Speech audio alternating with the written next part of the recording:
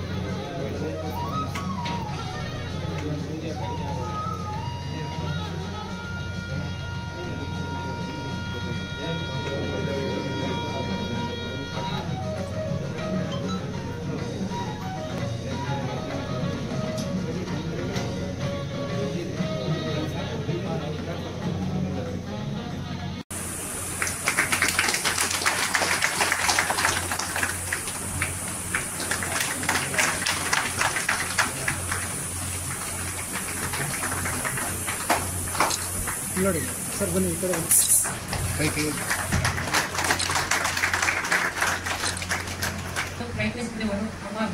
ಎಲ್ಲ ಸಕಲ ಪ್ರಾಣಿ ಪಕ್ಷಿಗಳಲ್ಲಿ ದಯ ಇರಬೇಕು ಅಂತಕ್ಕಂಥದ್ದು.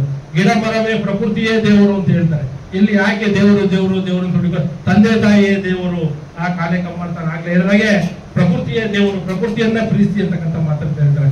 ಜನಗಳನ್ನ ಪ್ರೀತಿ ಅಂತ ಹೇಳ್ತಾರೆ. 84 ಲಕ್ಷ ಜೀವರಾಶಿಗಳನ್ನು ಇದೆ, ಅದನ್ನ ಪ್ರೀತಿ ಮಾಡಿ ಅಂತಕ್ಕಂಥ ಹೇಳ್ತಾರೆ.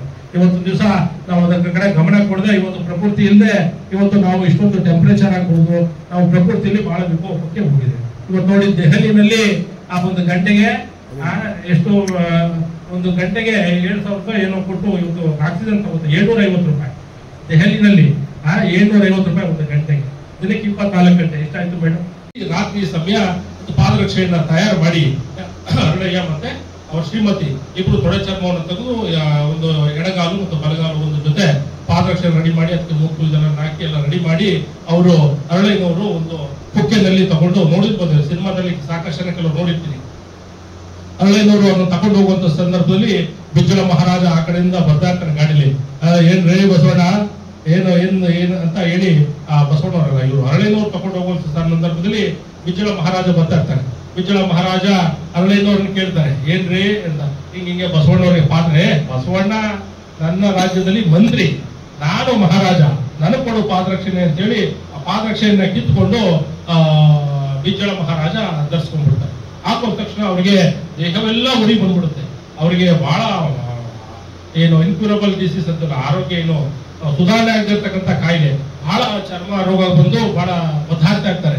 ಆಗ ಅವರ ಮಗಳು ಏನ್ ಮಾಡ್ತಾರೆ, ಯಾರು ಅನೇಕ ದೇಶದಲ್ಲ, ಜಮ್ಮು ಕಾಶ್ಮೀರ ಆ ಭಾಗದಲ್ಲೆಲ್ಲ ಅನೇಕ ಪಂಡಿತರನ್ನ ಭೇಟಿ ಮಾಡಿ ನಮ್ಮ ಅಪ್ಪನಿಗೆ ಹಿಂಗೆ ಆಗೋಯ್ತು, ಬಿಜ್ಜಳ ಮಹಾರಾಜ ಬಹಳ ನೋವು ಅಂತೇಳಿ ದೇಹವೆಲ್ಲ ಹಲವಾರು ವರ್ಷಗಳಿಂದ ಒದ್ದಾಡ್ತಾ ಇದ್ದಾರೆ, ಏನ್ ಮಾಡ್ಬೇಕು ಅಂತ ಹೇಳಿದ್ರೆ ಯಾರು ಅರುಣಯ್ಯನವರು ಪಾದಕ್ಕೆ ಮಾಡಿದ್ರಲ್ಲ, ಆ ನೀರನ್ನ ಚಿಮಿಸಿ ಹಿಂಗೆ ಕುಡ್ತಾ ಇರ್ತಾರಲ್ಲ, ಆ ನೀರನ್ನ ತಂದು ಅವರ ನಿಮ್ಮ ಅಪ್ಪನಿಗೆ ಪ್ರೋಕ್ಷಣೆ ಮಾಡಿದ್ರೆ ಆಗ ನಿಮ್ಮ ಅಪ್ಪನಿಗೆ ಇರ್ತಕ್ಕಂಥ ಕಾಯಿಲೆ ಹೋಗುತ್ತೆ ಅಂತಾರೆ. ಆಗ ಬಿಜ್ಜಳ ಮಹಾರಾಜ ಒಪ್ಪುದ್ರೆ, ಏನ್ರೇ ಆ ದಲಿತರ ಮನೆ ನೀರ್ ತಗೊಬಂದು ನಾನ್ ಹಾಕಬೇಕಾ, ಆಗುದೇ ಇಲ್ಲ, ನನ್ನ ಸತ್ರು ಪರವಾಗಿಲ್ಲ ಅಂತ ಹೇಳಿ ಅವ್ರು ಇರ್ತಕ್ಕಂತಹ ಏನು ಅಹಂಕಾರ ಅಂತಕ್ಕಂಥದ್ದು, ಜಂಬ ಅಂತಕ್ಕಂಥದ್ದು ಇತ್ತು, ಅದರಿಂದ ಅವರು ಅದನ್ನ ನೀರನ್ನ ಪ್ರೋಕ್ಷಣೆ ಮಾಡ್ಕೊಂಡು ಹಿಂಗೆ ಒದ್ದಾಡಲು ಪರವಾಗಿಲ್ಲ ಅಂತ ಹೇಳಿ ಬಹಳ ನೋವನ್ನು ಅನುಭವಿಸ್ತಾರೆ. ಆಗ ನಮ್ಮ ಮೇಡಮ್ ಗೆದ್ದವರು ಅವ್ರ ಮಗಳು ಏನ್ ಮಾಡ್ತಾಳೆ, ಅವರ ಅರಳಿನವ್ರ ಮನೆಗೆ ಹೋಗಿ ಆ ಅರಳಿನವ್ರ ಮನೆಯಲ್ಲಿ ಅವರ ಮಗನ ಯಾರು ಪಾದಕ್ಕೆ ಮಾಡಿದಂತಹ ಅವ್ರ ಮಗನಲ್ಲಿ ಒಂದು ನೀರನ್ನು ತಗೊಬಂದು ಸ್ನಾನ ಮಾಡ್ತಕ್ಕಂತ ಒಂದು ಅಂಡೆಗೆ ಆ ನೀರನ್ನ ಹಾಕ್ತಾರೆ. ಆಗ ಇವರು ಬೆಳಿಗ್ಗೆ ಎದ್ದು ಬಿಜ್ಜಳ ಮಹಾರಾಜ ಸ್ನಾನವನ್ನು ಮಾಡ್ಕೊಂಡಂತ ಸಂದರ್ಭದಲ್ಲಿ ಆ ಅಮೃತ ಸೇರ್ಕೊಂಡಿರ್ತಾರ, ಮಾಡ್ಕೊಂಡಂತ ಸಂದರ್ಭ ಇವ್ರಿಗೆ ಸಂಪೂರ್ಣವಾಗಿ ಕಾಯಿಲೆ ಹೊರಟೋಗುತ್ತೆ. ಆಗ ಇವ್ರಿಗೆ ಪರಿವರ್ತನೆ ಆಗ್ತದೆ. ಇವ್ರು ಜಗತ್ತು ಇಷ್ಟೇನಾ, ನಾನು ಅಂತಿದ್ದಲ್ಲ, ಇಷ್ಟೊಂದು ನಾನು ಇವತ್ತು ಆರೋಗ್ಯ ಅಂದಲ್ಲ, ಇದರಿಂದ ಹೆಂಗ್ ಸಾಧ್ಯವಾಯ್ತು ಅಂತ ಹೇಳಿ ಹೇಳಿದಂತ ಸಂದರ್ಭದಲ್ಲಿ ಅವ್ರ ಮಗಳು ಹೇಳ್ತಾಳೆ, ಹಿಂಗೆ ಅರಳಯ್ಯನವ್ರ ಮನೆಗೆ ಹೋಗಿದ್ದೆ, ಅರಳಯ್ಯನವರ ಮಗ ನನಗೆ ನೀರನ್ನು ಕೊಟ್ಟು ತಂದು ಸ್ನಾನ ಮಾಡುವಂತಹ ಇದಕ್ಕೆ ಹಂಡೆಗೆ ಹಾಕ್ತೆ, ನೀವು ಸ್ನಾನ ಮಾಡಿದಾಗ ಸರಿ ಹೋಯ್ತು ಅಂತ. ಆಗ ಹೇಳಿ ಅಂತರ್ಜಾತಿ ವಿವಾಹ ಅಂತ ಹೇಳ್ತೀವಲ್ಲ, ಏನು ಮೇಲ್ವರ್ಗದ ಅರಳಯ್ಯನ ಮಗಳಿಗೆ ಈ ಬಿಜ್ಜಳರಾಜನ ಮಗನಿಗೆ ಅರಳಯ್ಯನ ಮಗನ ಅವ್ರ ಮಗಳಿಗೆ ಕೊಟ್ಟು ಮದುವೆನ ಮಾಡ್ತಾರೆ. ಇದನ್ನೇ ಅವತ್ತು ದಿವಸ ಅಂತರ್ಜಾತಿ ವಿವಾಹ ಆದಂತ ಮೇಲ್ವರ್ಗ ಮತ್ತೆ ಕೆಳವರ್ಗದವರು ಆದಂತ ನಿದರ್ಶನ. ಇಬ್ರು ಶಿವಶರಣರಾಗಿ ಈ ಸಮಾಜ ಕಟ್ಟುವಂತ ಕೆಲಸವನ್ನು ಮಾಡ್ತಾರೆ. ಅದೇ ಅರಳಯ್ಯನವರು 12ನೇ ಶತಮಾನದಲ್ಲಿ ಏನು ಕಲ್ಯಾಣದಲ್ಲಿ ಕ್ರಾಂತಿ ಆಗುತ್ತಲ್ಲ, ಸಾಕಷ್ಟು ಜನಕ್ಕೆ ದಲಿತರನ್ನ ಹಿಂದುಳಿದ ವರ್ಗದವ್ರನ್ನ ಎಲ್ಲಾ ಜಾತಿಯವ್ರನ್ನ ಸಮಾನತೆ ಕೊಟ್ಟರು ಅಂತೇಳಿ ಹೋರಾಟ ಮಾಡಿದಂತ ಸಂದರ್ಭದಲ್ಲಿ ಅವ್ರನ್ನೆಲ್ಲ ಆನೆ ಕೈಲಿ ಕೂಡಿಸ್ತಾರೆ, ಕಣ್ಣಿನ ಕಿತ್ತಾಕ್ತಾರೆ, ಮತ್ತೆ ಕೈಯಿಂದ ಕಡ್ದಾಕ್ತಾರೆ. ಅಂತಹ ದೊಡ್ಡ ಕಲ್ಯಾಣದಲ್ಲಿ ಕ್ರಾಂತಿ ಆಗ್ತದೆ. ಅಂತಹ ಸಂದರ್ಭದಲ್ಲಿ ಕೊಂಡಿ ಮಂಚಯ್ಯ ಅಂತಕ್ಕಂತಹ ಒಬ್ಬ ಏನ್ ಮಾಡ್ತಾನೆ, ಅವನು ಬಸವಣ್ಣವ್ರು ಬರೆದಂತ ಲಕ್ಷಾಂತರ ವಚನಗಳಿಗೆ ಬೆಂಕಿಯನ್ನ ಹಾಕ್ತಾನೆ. ಈ ವಚನಗಳು ಏನಾದ್ರೂ ಈ ಭವಿಷ್ಯದಲ್ಲಿ ಮುಂದಿನ ದಿವಸಗಳು ಸಿಕ್ಕಿದ್ರೆ ಪ್ರತಿಯೊಬ್ರು ಸಹ ಮುಂದುವರೆದು ಬಿಡ್ತಾರೆ. ಪ್ರತಿಯೊಬ್ರು ವಚನ ಕ್ರಾಂತಿಯನ್ನ ಕಲ್ತ್ಕೊಂಡ್ಬಿಡ್ತಾರೆ. ದಡ್ಡರಂಗೆ ಇರಬೇಕು, ಬುದ್ಧಿವಂತರಾಗಿ ಇರಬೇಕು ಅಂತಕ್ಕಂಥ ಉದ್ದೇಶದಿಂದ ವಚನಗಳಿಗೆ ಬೆಂಕಿಯನ್ನ ಹಾಕ್ಬಿಡ್ತಾರೆ. ಆಗ ನಿಮ್ಮಂಗಲ್ಲಿ ಇದ್ದಂಥವರೆಲ್ಲ 1-2 ವಚನಗಳನ್ನ ಇಲ್ಲಿ ಕೈಲಿ ಇಟ್ಕೊಳ್ತಕ್ಕಂಥದ್ದು, ಕಂಕುಲಿ ಹಾಕೊಳ್ಳುವಂಥದ್ದು, ಅಲ್ಲಲ್ಲಿ ಕಚ್ಕೊಂಡ್ಬರ್ತಾರೆ. ಒಂದೊಂದು ವಚನಗಳನ್ನು ಸೇವೆ ಮಾಡಬೇಕು ಅಂತ ಬೆಂಕಿ ಹಾಕ್ತಂತ ಸಂದರ್ಭದಲ್ಲಿ ಒಂದೊಂದು ವಚನಗಳನ್ನ ಅಲ್ಲಲ್ಲಿ ಕಚ್ಕೊಂಡ್ಬರ್ತಾರೆ, ಕಂಕುಲಿ ಹಾಕೊಂಡು ತಲೆ ಮೇಲೆ ಹೊತ್ಕೊಂಡು ಲಕ್ಷಾಂತರ ವಚನಗಳನ್ನ ಸಂರಕ್ಷಣೆ ಮಾಡ್ಕೊಂಡು ಒಂದೊಂದು ದಿಕ್ಕಲ್ಲಿ ಎಲ್ಲ ಓಡ್ಬಿಡ್ತಾರೆ. ಹಾಗೆ ನೀವು ನೋಡಿದ್ರೆ ನಮ್ಗೆ ಅದೃಷ್ಟ ಅಂದ್ರೆ ನಿಮ್ಮ ಪಕ್ಕದೂರೇ ಅರಳೆ ಆದಂತ ಮೇಡಮ್ ಬಹಳ ವಿಶೇಷವಾಗಿ ಸಾಕಷ್ಟು ಕಾರ್ಯಕ್ರಮನ ಹೇಳಿದ್ರು. ಅದ್ರ ಜೊತೆಗೆ ನಾನೇನು ಕಡಿಮೆ ಅಂತ ಹೇಳಿ ನಮ್ಮ ಪ್ರಾಸ್ತಾವಿಕ ಮಾತಾಡಿದಂತ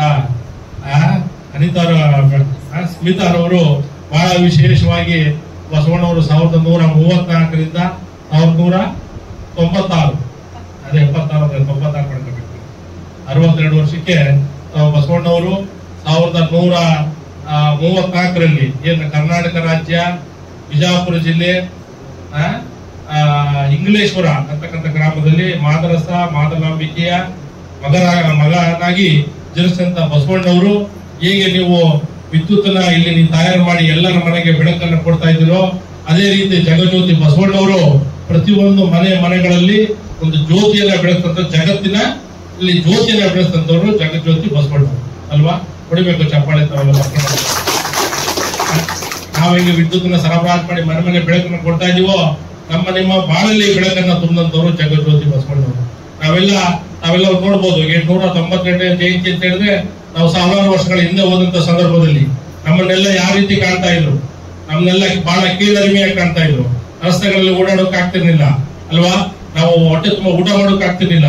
ನಮ್ಗೆ ವಿದ್ಯೆ ಅಂತಕ್ಕಂಥದ್ದಿರ್ಲಿಲ್ಲ, ಜ್ಞಾನ ಅಂತಕ್ಕಂಥದ್ದಿರ್ಲಿಲ್ಲ, ಸಂಸ್ಕಾರ ಅಂತಕ್ಕಂಥದ್ದಿರ್ಲಿಲ್ಲ, ಅರಿವು ಅಂತಕ್ಕಂಥದ್ದಿರ್ಲಿಲ್ಲ, ಆಚಾರ ಅಂತಕ್ಕಂಥದ್ದಿರ್ಲಿಲ್ಲ, ಎಲ್ಲಕ್ಕಿಂತ ಹೆಚ್ಚಾಗಿ ಸ್ವಾತಂತ್ರ್ಯ ಅಂತಕ್ಕಂಥದ್ದಿರ್ಲಿಲ್ಲ ಅಲ್ವಾ?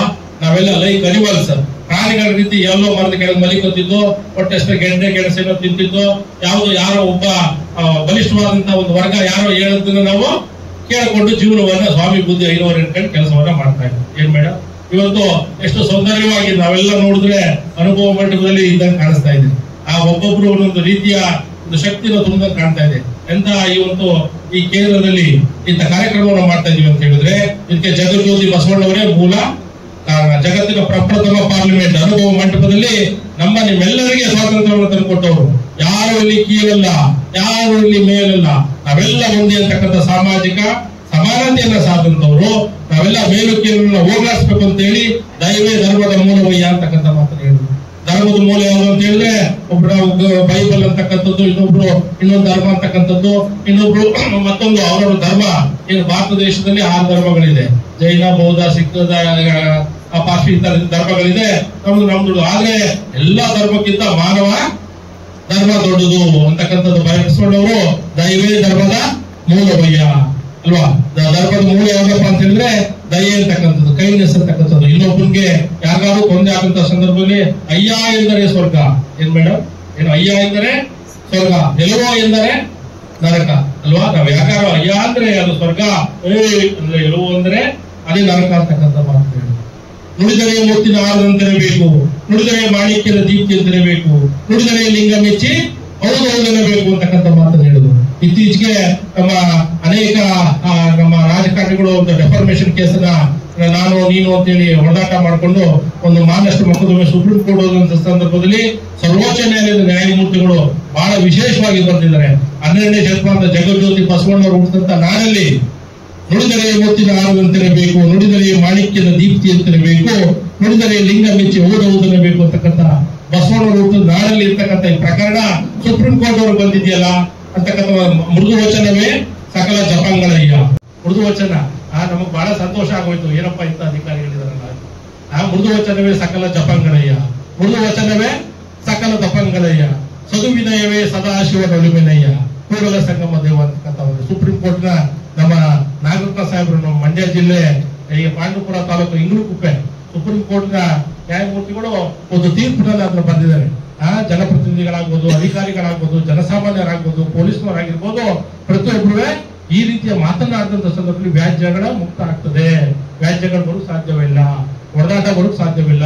ಪ್ರತಿಯೊಬ್ಬರು ಬಹಳ ಮೃದು ವಚನದಿಂದ ಮಾತಾಡಬೇಕು ಅಂತಕ್ಕಂಥ ಮಾತನ್ನು ಸುಪ್ರೀಂ ಕೋರ್ಟ್ ತೀರ್ಪಲ್ಲಿ ಬಂದಿದೆ.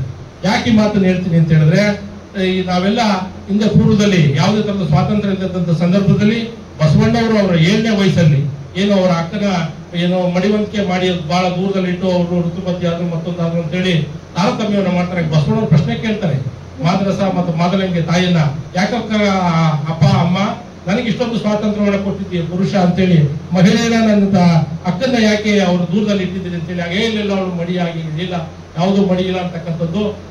ಗಡ್ಡ ಮೀಸೆ ಬಂದರೆ ಗಂಡೆಂಬರು, ಜಡೆ ಮತ್ತೊಂದು ಬಂದರೆ ಅವರ ಹೆಣ್ಣೆಂಬರು ಅಂತಕ್ಕಂಥ ಮಾತನ್ನು ಹೇಳಿ ಗಂಡು ಹೆಣ್ಣಿನ ನಡುವೆ ತಾರತಮ್ಯ ಬೇಡ, ನಾವೆಲ್ಲ ಮಾನವರು ಅಂತ ಹೇಳಿ ನಾವು ಗಂಡು ಬೇರೆ ಹೆಣ್ಣು ಬೇರೆ ಅಂತ ಅದನ್ನು ಅವ್ರು ತಪ್ಪಿಸಿದ್ರು. ಮಾನವರೆಲ್ಲ ಒಂದೇ ಅಂತಕ್ಕಂಥದ್ದು ಹೇಳಿದ್ರು. ಹೆಣ್ಣನ್ನ ತಾರತಮ್ಯ ಮಾಡಬೇಡಿ, ಈಗ 33%, 26% ಅದು ಇದು ಅಂತ ಹೇಳ್ತೀವಲ್ಲ, ಎಲ್ಲ ಹೋಗ್ಬೇಕು. ಆ ಕಾಯಕವನ್ನ ಪ್ರತಿಯೊಬ್ರು ಮಾಡಬೇಕು, ಕೈಲಾಸವನ್ನ ಕಾಣಬೇಕು. ವರ್ಕ್ ಈಸ್ ವರ್ಷಿಪ್ ಅಂತಕ್ಕಂಥದ್ದು ಅಲ್ವಾ. Let us work. ಇನ್ನೇನು ನಿದ್ದೆ ಮಾಡಂಗಿಲ್ಲ, ವರ್ಕ್ ಈಸ್ ವರ್ಷಿಪ್ ಆದ್ಮೇಲೆ ನಿದ್ದೆ ಮಾಡಂಗಿಲ್ಲ. ನಾವು ಕೆಲಸವನ್ನ ಕಾಯಕವನ್ನ ಮಾಡ್ತಾ ಇರಬೇಕು. ನಾನು ಯಾವ್ದೋ ಸ್ಲೋಗನ್ ನೋಡಿದೆ, ನಿಂತ್ಕೊಂಡು ಒಳ್ಳೆ ಟೈಮ್ ಯಾವಾಗ ಬರುತ್ತೆ ಯಾವಾಗ ಬರುತ್ತೆ ಅಂತ ಕೇಳ್ತಾ ಇರ್ತಾರೆ. ಅದಕ್ಕೆ ಒಳ್ಳೆ ಟೈಮ್ ಇದಕ್ಕೆ ಬರುದಿಲ್ಲಪ್ಪ, ನೀ ನಡ್ಕೊಂಡು ಹೋಯ್ತಾ ಇದ್ರೆ ನಿಮ್ಗೆ ಒಳ್ಳೆ ಟೈಮು ಅಲ್ಲಿ ಸಿಗುತ್ತೋ ವಿನ ನಿಂತುತ್ತೋ ಎಲ್ಲೋ ನಿಮ್ಗೆ ಒಳ್ಳೆ ಸಮಯ ಬರುವುದಿಲ್ಲ ಅಂತಕ್ಕಂಥ ಮಾತು ಅಲ್ವಾ. ನಾವು ನಮ್ಮ ಕೆಲಸವನ್ನ ಕಾಯಕವನ್ನ ಹುಡಿಕೊಂಡು ಹೋಗ್ಬೇಕು, ನಿತ್ಯ ಕಾಯಕವನ್ನ ಮಾಡಬೇಕು ಅಂತಕ್ಕಂಥದ್ದು. ಇಂತಹ ವಿಷಯಗಳ ಬಗ್ಗೆ ಜಗಜ್ಯೋತಿ ಬಸವಣ್ಣವರು ತಮ್ಮ 7ನೇ ವಯಸ್ಸಲ್ಲೇ ಇರ್ತಕ್ಕಂಥ ತಾರತಮ್ಯವನ್ನು ಹೋಗ್ಲಾಡಿಸ್ಬೇಕು ಅಂತ ಹೇಳಿ ಅವತ್ತಿನ ಅನಿಷ್ಟ ಪದ್ಧತಿಗಳನ್ನ, ತಾರತಮ್ಯ ಪದ್ಧತಿಗಳನ್ನ ಹೋಗ್ಲಾಡಿಸಿ ನನ್ನದೇ ಆದಂತಹ ಒಂದು ಧರ್ಮವನ್ನ, ಮಾನವ ಧರ್ಮವನ್ನ, ಯಾವುದೇ ಜಾತಿ ವರ್ಣ ಲಿಂಗ ಭೇದ ಯಾವುದೇ ಇಲ್ಲಿರ್ತಕ್ಕಂಥ ಒಂದು ಧರ್ಮವನ್ನು ಸ್ಥಾಪನೆ ಮಾಡಬೇಕು ಅಂತ ಹೇಳಿ ಒಂದು ಬಸವ ಧರ್ಮವನ್ನು ಸ್ಥಾಪನೆ ಮಾಡೋದ್ರ ಮುಖಾಂತರ ಅದರ ಲಿಂಗಾಯತ ಧರ್ಮ ಅಂತಕ್ಕಂಥದ್ದು ಸ್ವಲ್ಪ ಎಲ್ಲ ಚರ್ಚೆ ಆಯಿತು. ಅದು ಮಾಡೋದ್ರ ಮುಖಾಂತರ ನಾವೆಲ್ಲ ಕಾಯಕ ಪುರುಷರಾಗಿರ್ಬೇಕು, ನಿಷ್ಠಾವಂತರಾಗಿರ್ಬೇಕು, ಬಹಳ ಶುದ್ಧಿಯಾಗಿರ್ಬೇಕು ಅಂತಕ್ಕಂಥ ಉದ್ದೇಶದಿಂದ ಅವತ್ತು ವಚನಗಳನ್ನ ಬರೀತಾರೆ. ಕಳಬೇಡ, ಕಳ್ಳತನವನ್ನ ಮಾಡಬೇಡ, ಕಳಬೇಡ, ಕೊಲಬೇಡ, ಕೊಲೆಯನ್ನ ಮಾಡಬೇಡ. ಕಳಬೇಡ ಅಂತ ಹೇಳಿದ್ರೆ ಕಳ್ಳತನವನ್ನ ಮಾಡಬೇಡ, ಡು ನಾಟ್ ಕಮಿಟ್ ಥೆಫ್ಟ್ ಅಂತಕ್ಕಂಥದ್ದು. ಸೆಕ್ಷನ್ 379 IPC ಕೆಳಗೆ ಏನು ಕಳ್ಳತನ ಮಾಡಿದ್ರೆ ಕೇಸ್ ಹಾಕ್ತೀವೋ ಆ ಮಾತನ್ನ ನಾವು ಕಳಬೇಡ, ಕೊಲಬೇಡ, ಡು ನಾಟ್ ಕಮಿಟ್ ಮರ್ಡರ್ ಅಂತ, ಕೊಲೆಯನ್ನ ಮಾಡಬೇಡ, ಅನ್ಯರ ಕಂಡರೆ ಅಸಹ್ಯ ಪಡಬೇಡ, ಇದರ ಅಡಿಯಲು ಬೇಡ, ಇದೇ ಅಂತರಂಗ ಶುದ್ಧಿ, ಇದೇ ಬಹಿರಂಗ ಶುದ್ಧಿ, ಇದೇ ನಮ್ಮ ಕೂಡಲ ಸಂಗಮ ದೇವನ ಉಳಿಸುವ ಬರಿ ಅಂತಕ್ಕಂಥ ಮಾತು. ಎಂತ ಮಾತು ನೋಡಿ, ಅವತ್ತೇ ಹೇಳಿದ್ರು ಕಳ್ಳತನ ಮಾಡಬೇಡ, ಕೊಲೆ ಮಾಡಬೇಡ. ಅದ್ರ ಜೊತೆಗೆ ಅನೇಕ ವಚನಗಳನ್ನ ಬರೆದ್ರ ಮುಖಾಂತರ ಬಹಳ ಒಂದು ಸದೃಢ ಸಮಾಜವನ್ನ ನಿರ್ಮಾಣ ಮಾಡಬೇಕು ಅಂತಕ್ಕಂಥ ಮಾತನ್ನು ಹೇಳಿ ಅವತ್ತು ಅನುಭವ ಮಂಟಪದಲ್ಲಿ ಎಲ್ಲ 770 ಸಮುದಾಯಗಳು, ಹಿಂಗೆ ನಾವು ಇಷ್ಟೊಂದು ಜನ ಎಲ್ಲ ವರ್ಗದವರು ಕೂತಿದ್ರು ನೋಡಿ. ಅಧಿಕಾರಿಗಳು ಕೂತಿದ್ದಾರೆ, ಮತ್ತೊಬ್ರು ದಾಟ್ ಹೋದ್ರೆ ಆ ಕೊಳ್ಳೇಗಾಲ ತಾಲೂಕಕ್ಕೆ ಮೊದಲನೇ ಊರು ಅರಳೆ ಗ್ರಾಮ ನೋಡಿದ್ರಿ ಅದೇನ್ರಿ, ಅರಳೆ ಗ್ರಾಮ ನೋಡಿ, ಇದೇ ಪಕ್ಕದ ಊರಲ್ಲಿ ಇಟ್ಕೊಂಡಿದ್ವಿ. ಸಾಕಷ್ಟು ಜನ ಕೆಲವರು ನೋಡಿದ್ರೆ ಕೆಲವರು ನೋಡಿಲ್ಲ. ಇವತ್ತು ಸಹ ಆ ಅರಳೆನವರು ಏನು ಪಾಲಿಕೆನ ಮಾಡಿ ಬಿಜ್ಜಳ ಮಹಾರಾಜ ಹಾಕೊಂಡವ್ರು ಶಾಪ ಆಗಿ ಅದು ಮುಕ್ತ ಆಯ್ತಲ್ಲ, ಅದೇ ಅರಳಿನವರು ಅವತ್ತು ವಚನಗಳನ್ನ ಸಂರಕ್ಷಣೆ ಮಾಡ್ತಾ ಓಡಿ ಬಂದು ಈ ಅರಳೆ ಗ್ರಾಮದಲ್ಲಿ ಲಿಂಗೈಕ್ಯರಾದ್ರು. ಈ ಕಾವೇರಿ ನದಿ ಪಕ್ಕದಲ್ಲಿರ್ತಕ್ಕಂತಹ ಅಲ್ಲಿ ಲಿಂಗೈಕ್ಯ ಇವತ್ತು ಸಹ ನೀವು ಇವತ್ತೇ ಹೋಗಿ ನೋಡಿ, ಅರಳೆ ಗ್ರಾಮದಲ್ಲಿ ಯಾರೇ ಸಂಬಂಧಿಕರು ನೆಂಟರು ಬಂದ್ರು ಇಲ್ಲೇ 5 ಕಿಲೋಮೀಟರ್, ನಿಮ್ಮೂರು ಬಂದು 7 ಕಿಲೋಮೀಟರ್ ಆಗ್ಬೋದು ಅಷ್ಟೇ. ಇವತ್ತಿಗೂ ಪಾದರಕ್ಷೆನ ನಿಮ್ಮೂರು ಬಂದ್ರೆ ಗೇಟ್ ಹತ್ರ ಅಲ್ಲಿವರೆಗೆ ಪಾದರಕ್ಷೆ ಹಾಕೊಂಡು ಬರ್ತಾರೆ, ಅಲ್ಲಿಂದ ಕೈಲಿರ್ತದೆ ಇಲ್ಲ 2 ಪಾದಕೆನ ಇವತ್ತಿಗೂ ಎಲ್ಲಿ ಇವತ್ತಿನ ತಾರೀಕು ಇವತ್ತೆಷ್ಟು 14/5/2025 ನಾನು ಹೇಳ್ತಾ ಇದ್ದು 1992 ಇವತ್ತಿಗೂ ಈ ಹರಳೆ ಗ್ರಾಮದಲ್ಲಿ ಪಾದರಕ್ಷೆಯನ್ನ ಕೈಲಿ ಹಿಡ್ಕೊಂಡು ಊರೊಳಗಡೆ ಹೋಗ್ತಾರೆ ಅಲ್ವಾ. ಊರೊಳಗಡೆ ಇವತ್ತು ಪಾದವನ್ನ ಅರಳೆ ಅವರು ಐಕ್ಯ ಆಗಿರ್ತಕ್ಕಂಥ ಸ್ಥಳದಲ್ಲಿ ಇವತ್ತು ಪಾದರಕ್ಷೆಯನ್ನ ಬಿಡ್ತಾ ಇದ್ದಾರೆ ಅಲ್ವಾ. ಇವೆಲ್ಲ ಇತಿಹಾಸ ಅಂತಕ್ಕಂಥದ್ದು. ಆಮೇಲೆ ಯಾರ ಸಂಬಂಧಿಕರು ಬಂದ್ರು ಅವರು ಸಹ ಊರೊಳಗೆ ಬಂದು ಪಾದರಕ್ಷೆಯನ್ನ ಕೈಲಿ ಹಿಡ್ಕೊಂಡು ಅದನ್ನ ಮೊನ್ನೆ ನಾನು ಹೋಗಿದ್ದು ಇತ್ತೀಚೆಗೆ ನಾವು ನಮ್ಮ ಮಾಜಿ ಮುಖ್ಯಮಂತ್ರಿಗಳಾದಂತಹ BD ಜತ್ತಿಯವರ ಸುಪುತ್ರರಾದಂತಹ ಅರವಿಂದ್ ಜತ್ತಿಯವರು, ನಾವು ಅರವಿಂದ್ ಜತ್ತಿಯವರು ಅಲ್ಲಿ ಹೋಗಿದ್ದು, ಇದೆಲ್ಲ ವೀಕ್ಷಣೆ ಮಾಡ್ಕೊಂಡು ಬರೋಣ. ಹೋದ ಮಾಧ್ಯಮದವರೆಲ್ಲ ಕರ್ಕೊಂಡು ಹೋದಂತ ಸಂದರ್ಭದಲ್ಲಿ ಶಾಲಾ ಮಕ್ಕಳುಗಳು ಆ ಪಾದರಕ್ಷೆನ ಕೈಲಿ ಇಟ್ಕೊಳ್ತಾರೆ. ನಿಮಗೆ ನಂಟರು ಬಂದ ಮನೆ ಇಟ್ಕೊಂಡು ಮನೆಗೆ ಹೋದಲ್ಲಿ ಪಕ್ಕದಲ್ಲಿ ಇಡ್ತಾರೆ. ಊರಿಂದ ಆಚೆಗೆ ಬಂದ್ಮೇಲೆ ಪಾತ್ರ ಇದೆ ಬ್ಯಾಗಲ್ಲಿ ಇಟ್ಕೊಂಡು ಬಂದು ಊರಿಂದ ಆಚೆಗೆ ಇಟ್ಬಿಟ್ಟು ಅಲ್ಲಿಂದ ಹಾಕೊಂಡು ಮುಂದೆ ಇವತ್ತು ಸಹ ಅವ್ರ ಪಾದರಕ್ಷೆಯನ್ನ ಬಿಡ್ತಾ ಇಲ್ಲ. ಯಾಕೆ ಇದನ್ನ ಹೇಳ್ತೀನಿ ಅಂತ ಹೇಳಿದ್ರೆ ಇತಿಹಾಸವನ್ನ ನಾವು ತಿಳ್ಕೋಬೇಕು. ಬಹಳ ಇದು ನಮ್ಮ ಅಲ್ಲಿಂದ ಬಂದಂತಹ ಉತ್ತರ ಕರ್ನಾಟಕದಿಂದ ಬಂದಂತಹ ಹಳ್ಳಿನವರು ಇಲ್ಲೇ ನಮ್ಮ ಪಕ್ಕದಲ್ಲಿ ಲಿಂಗೈಕ್ಯರಾಗಿದ್ದಾರೆ. ಅಲ್ಲಿ ಸಹ ಅಭಿವೃದ್ಧಿಯನ್ನ ಮಾಡಿ ಅಂತೇಳಿ ನಾವು ಇತ್ತೀಚೆಗೆ ಸಾಹಿತ್ಯ ಪರಿಷತ್ತಿನ ನಮ್ಮ ಸಮ್ಮೇಳನ ಅಧ್ಯಕ್ಷರ ಒಂದು ಅಧ್ಯಕ್ಷತೆಯಲ್ಲಿ ಅನೇಕ ನಾವು ಅವರಿಗೆ ಕೊಟ್ಟಂತಹ ಒಂದು ಪ್ರಶ್ನೆಗಳಲ್ಲಿ ಇದನ್ನು ಸಹ ಶರಣರ ಜಾಗೃತಿಯನ್ನು ಮೂಡಿಸಬೇಕು. ಶರಣ ಪರಂಪರೆ ಕನ್ನಡ ಸಾಹಿತ್ಯ ಪರಿಷತ್ತಿನ ವತಿಯಿಂದ ಕರ್ನಾಟಕದಲ್ಲಿ ಬಸವಣ್ಣವರು ಅನುಭವ ಮಂಟಪದಲ್ಲಿ ಸಾಕಷ್ಟು ವಚನಗಳನ್ನ ಕನ್ನಡದಲ್ಲಿ ಸರಳವಾಗಿ ಬರೆದರು ಅಲ್ವಾ. ಕಳಬೇಡ ಕೊಲಬೇಡ ಅಂತಕ್ಕಂಥದ್ದು, ನುಡಿದರೆ ಮುತ್ತಿನ ಇರಬಹುದು. ಹಾಗೆ ಅನೇಕ ವಚನಗಳನ್ನ ಕನ್ನಡದಲ್ಲಿ ರಚನೆ ಮಾಡ್ತಾರೆ. ಅಂತ ಕನ್ನಡ ವಚನಗಳನ್ನ ಅವತ್ತೊಂದು ದಿವಸ ಅನೇಕ ಉತ್ತರ ಪ್ರದೇಶ ಆಗ್ಬೋದು, ಆಂಧ್ರದವರಾಗ್ಬೋದು, ತಮಿಳುನಾಡವರೆಲ್ಲ ಸಾಕಷ್ಟು ಪ್ರೇರಣೆಯನ್ನ ಬೀಳ್ತಾರೆ. ಏನ್ರಿ ಬಸವಣ್ಣವರೇ ಬರೀ ಕನ್ನಡದಲ್ಲೇ ಬರೀತಿರಲ್ಲ, ನಮ್ಗೆ ತಮಿಳು, ತೆಲುಗು, ಮಲಯಾಳಂಗೆ ತರ್ಜುಮೆ ಮಾಡ್ಕೊಡಿ ಅಂತ ಬಸವಣ್ಣವ್ರು ಹೇಳ್ತಾರೆ. ಇಲ್ಲ, ಕನ್ನಡಕ್ಕೆ ನಾನು ಕನ್ನಡ ಬಿಟ್ಟು ಯಾವುದೇ ಭಾಷೆಯಲ್ಲಿ ಬರೆಯೋದಿಲ್ಲ ಅಂತ ಹೇಳಿ ಬರೀ ಕನ್ನಡದಲ್ಲೇ ಬಸವಣ್ಣವರು ವಚನ ಬರೆದದ್ದು. ಹಂಗಾಗಿ ಸನ್ಮಾನ್ಯ ಸಿದ್ದರಾಮಯ್ಯವರು ಅವ್ರನ್ನ ಕರ್ನಾಟಕದ ಸಾಂಸ್ಕೃತಿಕ ನಾಯಕ, ವಿಶ್ವಗುರು ಬಸವಣ್ಣವರು ಅಂತ ಹೇಳಿ ಇತ್ತೀಚೆಗೆ ಅವ್ರಿಗೆ ಬಿರುದನ್ನ ಕೊಟ್ಟದ್ದು ಅಲ್ವಾ. ಇದನ್ನ ಹಂಗಾಗಿ ಸರ್ಕಾರಕ್ಕೆ ನಾವು ಮತ್ತೊಮ್ಮೆ ಗೌರವವನ್ನ ಸಲ್ಲಿಸುವಂತ ಕೆಲಸವನ್ನ ಚಪ್ಪಾಳೆ ಹೊಡೆದ ಮುಖ ನಾವೆಲ್ಲ ಮಾಡಿದ್ವಿ. ಮಂಟಪದಲ್ಲಿ 770 ಸಮುದಾಯ ಅವತ್ತು ಜಮ್ಮು ಕಾಶ್ಮೀರ ಹಿಡಿದು ಕನ್ಯಾಕುಮಾರಿವರೆಗೂ ಸಹ ಇರ್ತಕ್ಕಂಥ ಅನೇಕ ಅವತ್ತೊಂದು ದಿವಸ ಭಾರತ ಅಂತಕ್ಕಂಥದ್ದಿರಲಿಲ್ಲ. ಈ ಎಲ್ಲ ಅಖಂಡ ಈ ನಾಡಿನಲ್ಲಿ ಎಲ್ಲರನ್ನು ಅನುಭವ ಮಂಟಪದಲ್ಲಿ ಸೇರಿಸಿ ಅವರವರ ಕಾಯಕ ಮಾಡುವಂತಹ ಒಂದೊಂದು ವೃತ್ತಿಗೆ ಗೌರವವನ್ನು ಕೊಡೋದ್ರ ಮುಖಾಂತರ ಎಲ್ಲ ಸಮಾಜದವರಿಗೆ ಸಮತಾ ಸಮಾಜವನ್ನ ನಿರ್ಮಾಣ ಮಾಡಿಕೊಡು. ಸಮತಾ